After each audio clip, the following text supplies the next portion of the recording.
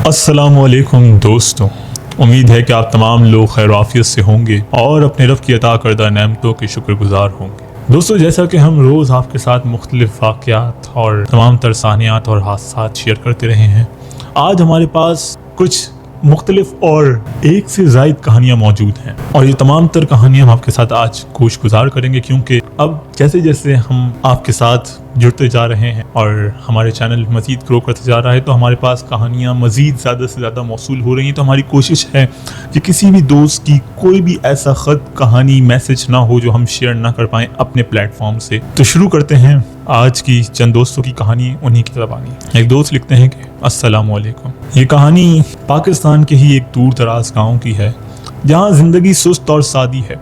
यहाँ ना कोई शॉपिंग मॉल है और ना ही सिनेमा, जो सबसे करीबी है वो भी तकरीबन 20 से 25 किलोमीटर दूर। ऐसे माहौल में अक्सर नौजवान गलत आदतों में पड़ जाते हैं, मगर मेरी सोच मुख्तलिफ थी। मुझे एक अजीब तरीका मिला अपना वक्त गुजारने का। गांव से तकरीबन आधा घंटा दूर एक पुराना कब्रिस्तान था, जो एक लंबे और टेढ़े मेढ़े कच्चे रास्ते के आखिर पर था। ये जगह ज्यादातर छोटी उम्र के बच्चों की कब्रों से भरी हुई थी, जो कि काफी पुरानी थी। कुछ कब्रें सिर्फ टूटे हुए पत्थरों के नीचे ढेर हो चुकी थी और जो नए पत्थर थे वो भी वक्त की मार से बुरे हाल में थे। दिन के वक्त ये जगह इतनी खौफनाक नहीं लगती थी, मगर रात को ये जगह एक मुख्तलिफ ही खौफनाक मंजर पेश करती थी। पिछली गर्मियों के मौसम में हम दोस्तों ने फैसला किया कि रात के अंधेरे में इस कब्रिस्तान का सफर किया जाए। मैंने दिन के वक्त इस जगह का अक्सर दौरा किया था, मगर रात को कभी नहीं आया था। सोचा कि ये एक अजीब और थोड़ा डरावना तजर्बा होगा, टॉर्च लाइट लेकर कब्रें देखना और ये देखना कि हम दोस्तों में से कौन सबसे पहले डरकर गाड़ी में जाएगा। जब हम कब्रिस्तान के पास पुराने जंग आलू दरवाजे के करीब पहुंचे तो रात की खामोशी ने हमें हैरान कर दिया। दिन के वक्त परिंदों की चहचहाट होती थी, कीड़े मकोड़ों और पत्तों की सरसराहट सुनाई देती थी, मगर यहाँ तो सिर्फ बेपनाह खामोशी थी, जैसे हम किसी खला में खो गए हों। मैंने रात के आसमान की तरफ देखा कि शायद कोई सितारा नजर आए, मगर अंधेरा इतना गहरा था कि हर तरफ तन्हाई महसूस हो रही थी।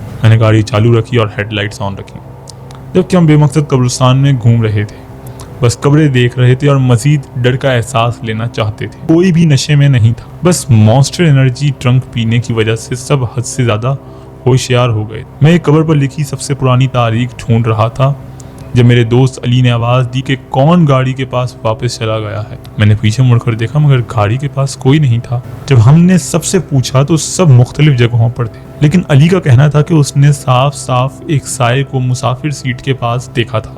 जब किसी ने भी इस बात का इकरार नहीं किया तो हमने उसे मजीद सोचने के बजाय छोड़ दिया।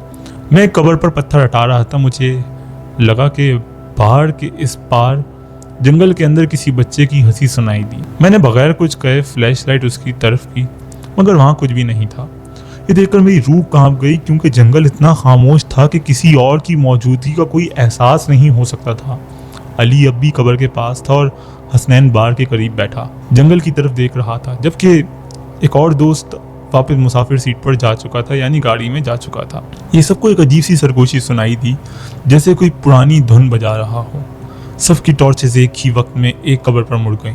वहाँ एक छोटी सी लाल रंग की डबिया रखी हुई थी, जिसमें एक क्रैंक लगा था जो आहिस्ता आहिस्ता हिल रहा था। मैंने कहा कि ये तो खिलौना जैक इन दी बॉक्स है।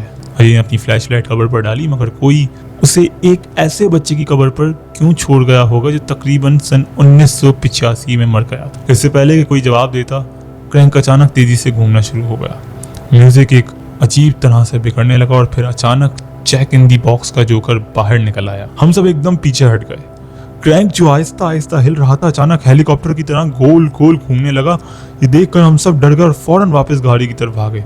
मैंने गाड़ी स्टार्ट की और देखा कि जमाल परेशान लग रहा था। मैंने उससे पूछा कि क्या मसला है, क्या तुम में से कोई गाड़ी से बाहर हाथ मार रहा है? सबने इनकार से सर हिला दिया। फिर उसने कहा कि जब वो गाड़ी में बैठा तो उसे महसूस हुआ कि छोटे छोटे हाथों की थपकी की आवाज़ सुनाई दे रही है, जो तने से शुरू होकर आहिस्ता आहिस्ता मुसाफिर सीट की तरफ आती गई। हमने समझा कि वो सिर्फ घबरा रहा है, मगर जब हम गाड़ी को मेरे घर के गैराज में पार्क करने लगे तो जो देखा उसने सबके होश उड़ा दिए। गाड़ी की मुसाफिर सीट पर छोटे छोटे बच्चों के हाथों के निशानात बने हुए थे। हम सब ने उन निशानात को देखा, मगर आज तक इस बात पर कभी तफरी नहीं की। मैं दोबारा दिन के वक्त उस कब्रिस्तान गया, मगर जैक इन दी बॉक्स फिर कभी वहाँ नहीं मिला। ये था मेरा एक वाक़या जो मैं आपके साथ शेयर करना चाहता था। बहुत शुक्रिया दोस्तों, ये एक दोस्त ने हमारे साथ एक कहानी शेयर की और इससे हमें ये सबक हासिल होता है कि हमें इस तरह के मजाक नहीं करने चाहिए, क्योंकि ये चीज़ें मजाक नहीं है। ये एक मखलूक़ात है जो असल में वजूद रखती है और इनके साथ खेलना अपने आप से दुश्मनी लेने या फिर खुदकुशी के मुतरादिफ है। बढ़ते हैं अगली कहानी की तरफ। एक और शख्स लिखते हैं कि ये वाक़या चंद माह पहले का है, जब मेरे दोस्त ने तीसरी मुलाकात के लिए एक अजीबोगरीब तजवीज़ दी। उसने कहा कि हम कुछ स्नेक्स, लैपटॉप और एक ड्रानी फिल्म लेकर सबसे करीबी कब्रिस्तान में जाएं। हम दोनों बहुत बड़े हॉरर फैन थे और समझते थे कि हम किसी भी चीज़ से नहीं डरते, इसलिए हमने खुद को खौफनाक माहौल में डालना एक अजीब एडवेंचर समझा। हमने कब्रिस्तान का इंतखाब किया जो हम दोनों के लिए नया था। ये जगह लाहौर से तकरीबन 1 घंटे के फासले पर एक छोटी सी जगह के बाहर थी जहां हम लोग कम ही थे। जब हम मंजिल पर पहुंचे तो हमें अपनी गाड़ी एक सुनसान रास्ते के पीछे पुराने दरख्तों के झुंड के पास पार्क करनी पड़ी, क्योंकि कब्रिस्तान तक कोई ठीक रास्ता नहीं जाता था जिस पर हम गाड़ी चलाकर ले जा सकते। हमें वहां तक पहुंचने के लिए तकरीबन 3 मील पैदल चलना पड़ा। रास्ता एक मिट्टी का तंग सा था जो गहरी झाड़ियों से घिरा हुआ था। आगे जाकर दरख्तों का झुंड खत्म हुआ और हम एक छोटी सी खुली जगह पर पहुंच गए जहाँ कदीम कब्रें उसी तरह इधर उधर बिखरी हुई थी। अंधेरा गालिब था और हमें सिर्फ अपनी टॉर्चों का सहारा था। हमने एक चादर बिछाई, लैपटॉप रखा, स्नैक्स खोले और फिल्म चला दी। पहले तो माहौल अजीब सा लगा, मगर आहिस्ता आहिस्ता हम रिलैक्स हुए। लेकिन कुछ ही लम्हों में एक अजीब वाक़या हुआ। एक पुरानी पिकअप गाड़ी जो पहले तो वहां से नहीं गुजरी थी, अचानक कब्रिस्तान के बाहर वाली सड़क पर नजर आई। उसकी हेडलाइट्स हमारी जगह तक नहीं पहुंच रही थी, मगर हम उसके गुजरते वक्त उसकी रोशनी को दरख्तों के दरमियान से देख। पहले हमने उस पर कोई ध्यान नहीं दिया, मगर जब वही गाड़ी दोबारा पलट कर आई तो दिल धक से रह गया। इस बार गाड़ी आहिस्ता आहिस्ता कब्रिस्तान के फाटक के सामने आकर रुकी। मैंने फ़ौरन लैपटॉप बंद किया और हम दोनों चुपचाप बैठ गए। गाड़ी की हेडलाइट्स चंद लम्हों के लिए हमारी तरफ आईं, फिर पीछे हटी और गाड़ी कब्रिस्तान के बाहर ही रुकी हुई थी।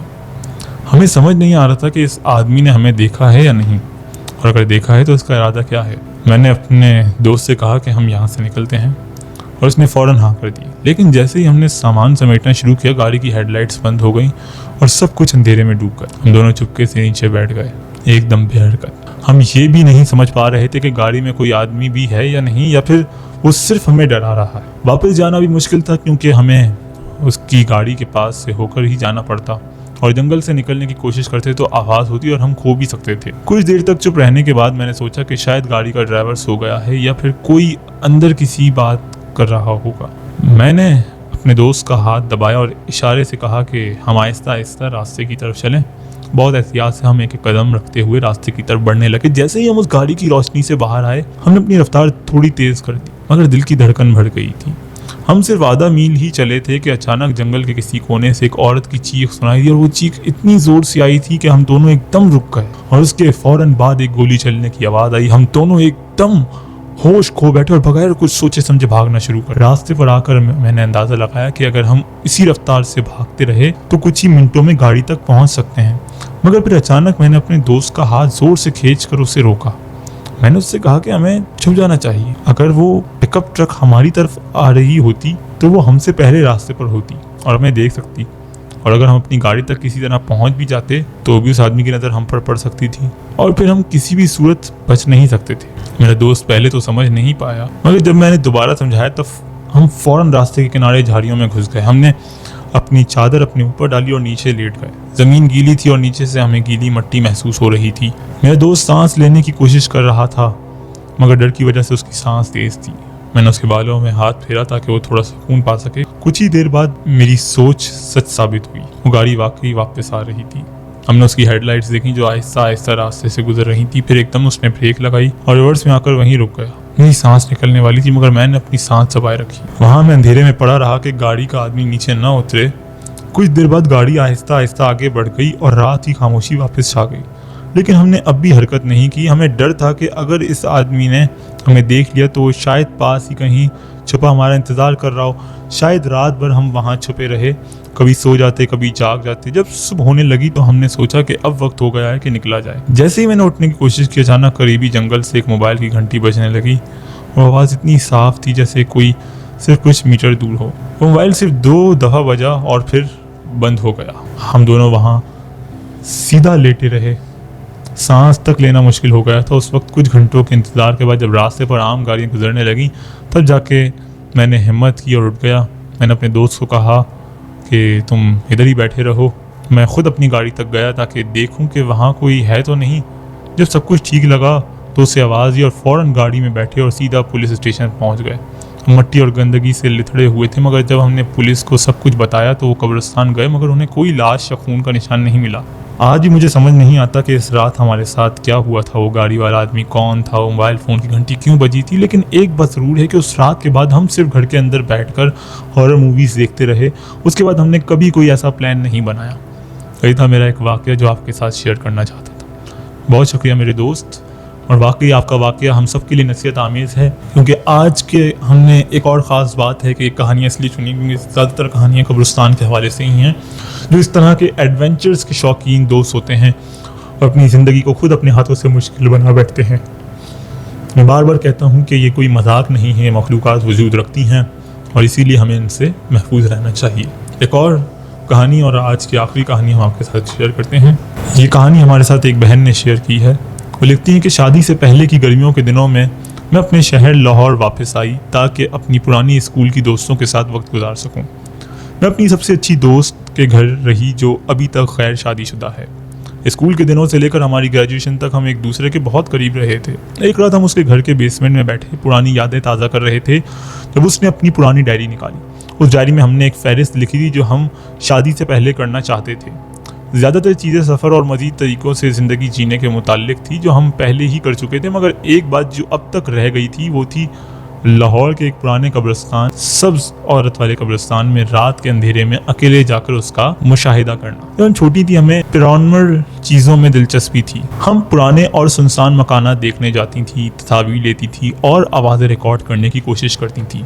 हमें एकदम जोश आया और हमने रात के तकरीबन 1 बजे उस कब्रिस्तान जाने का फ़ैसला कर लिया। ये कब्रिस्तान असल में किसी और नाम से मशहूर था, मगर स्कूल में सब इसे सब्ज़ औरत वाला कब्रिस्तान कहते थे क्योंकि अफवाह थी कि एक सब्ज़ रंग की औरत वहाँ रात के अंधेरे में घूमती है। हमने गाड़ी कब्रिस्तान के दरवाजे पर रोकी, बार पर चढ़कर अंदर दाखिल हुए और कब्रें देखने लगे। हमें जल्दी एहसास हुआ कि हम कोई कैमरा या रिकॉर्डर नहीं लाए, और जो शौक़ हमें जवानी में था अब वो इतना दिलचस्प नहीं रहा था, मगर अब भी उसके साथ शरारत करने का मज़ा अलग ही था। हम कब्रें देखते थे, फ्लैश लाइट इधर उधर घुमाते थे। मज़ीद डर महसूस किए बगैर हम इधर उधर फिरने लगे। कब्रिस्तान शहर से ज़्यादा दूर नहीं था, इसलिए दूर कहीं गाड़ियों के चलने की आवाज़ सुनाई दे रही थी। कुछ देर बाद हम घास पर बैठकर बातें करने लगे। जब उसने अंधेरे में किसी जगह इशारा किया कि वो क्या है, मैंने देखा तो एक छोटी सी नारंगी रोशनी की झलक नजर आई। मैं हल्का सा सीधा हुई ताकि उसे देख सकूं कि वो क्या है। मुझे लगा कि शायद वो किसी सिगरेट की रोशनी हो सकती है। मैंने आयशा से कहा कि शायद कोई और भी यहाँ हो, चलो हमें कोई तंग नहीं कर सकता। उसने मजीद जोर से हाथ हिलाकर उस रोशनी की तरफ इशारा किया, मगर फिर एक भारी आवाज ने हमें सख्ती से पुकारा, चल निकल जाओ वरना यहाँ से मैं तुम्हें निकालूंगी। मेरे रोंगटे खड़े हो गए, मेरे पाँव तले जमीन निकल गई। उसने चीख कर कहा, तुमने क्या कहा? मैंने फौरन उसका हाथ पकड़ा और उसे जबरदस्ती गाड़ी की तरफ खींचने लगी। उससे वापस चीख रही थी, मगर उस आदमी ने फिर कुछ नहीं कहा। हम गाड़ी तक पहुंचे और फौरन निकल आए। वो सारी रात वो गुस्सा करती रही कि किसी अजनबी ने हमें डरा दिया, लेकिन मैंने उसका दिमाग ठंडा कर दिया। और जब हमने रास्ते में एक ढाबे से खाना खाया, मुझे इस बात पर हंसी भी आई, मगर अंदरूनी तौर पर मैं इतनी डरी हुई थी कि रात भर नींद नहीं। मैंने उसको नहीं बताया था कि मैं माँ बनने वाली हूँ। ये बात अभी किसी को मालूम नहीं थी, लेकिन उस अजनबी की बात ने मुझे हिला कर रख दिया। कुछ दिनों बाद जब मैं अपने घर वापस जा रही थी तो मुझे एक बार फिर उस कब्रिस्तान के पास से गुजरने का दिल की। रात ढल रही थी, लेकिन मैंने सिर्फ गाड़ी रोकी और अंधेरे में कब्रिस्तान की तरफ देखा। कुछ देर तक सब ठीक लग रहा था, मगर फिर उसी जगह एक छोटी नारंगी रोशनी दोबारा चमकने लगी। मैंने फ़ौरन अपनी गाड़ी की हेडलाइट्स ऑन की, मगर वहाँ कोई नहीं था। मैंने बगैर वक्त ज़ाया किए वहाँ से गाड़ी मोड़ ली और फिर कभी पीछे मुड़कर नहीं देखा। कुछ चीज़ें सिर्फ मजाक नहीं होती। ये था मेरा वाक़या जो मैं आपके साथ शेयर करना चाहती थी। बहुत शुक्रिया। तो दोस्तों, ये थी आज की कुछ कहानी और कुछ वाक़या जो मुख्तलिफ दोस्तों ने मुख्तलिफ इलाकों और मुख्तलिफ तर्ज के तौर पर हमारे साथ शेयर की। बट इनकी ख़ास बात ये थी, ये सब कब्रिस्तान से मुंसलिक थे और इन्हें हॉरर्स का शौक़ था और इनके साथ आपके सामने जो हुआ वो ढका छुपा नहीं। और तमाम दर दोस्तों से गुजारिश है कि इस तरह के मज़ाक, इस तरह के एडवेंचर्स हरगिज़ न कीजिए। अपना ख्याल रखें, महफूज रहें, अपने दोस्तों को, रिश्तेदारों को, दोस्त अहबाब सबको महफूज रखें। अगर आपके पास ऐसी कोई भी कहानी, वाक़या, सानेहात, नसीहत आमेज़ चीज़ें हों, हमारे साथ ज़रूर शेयर कीजिए। आज की वीडियो को लाइक कीजिए, हमारे चैनल को सब्सक्राइब कीजिए, बेल आइकन को प्रेस कीजिए और मज़ीद आगे आने वाली वीडियोज़ के लिए हमारा इंतज़ार कीजिए। अल्लाह हाफ़िज़।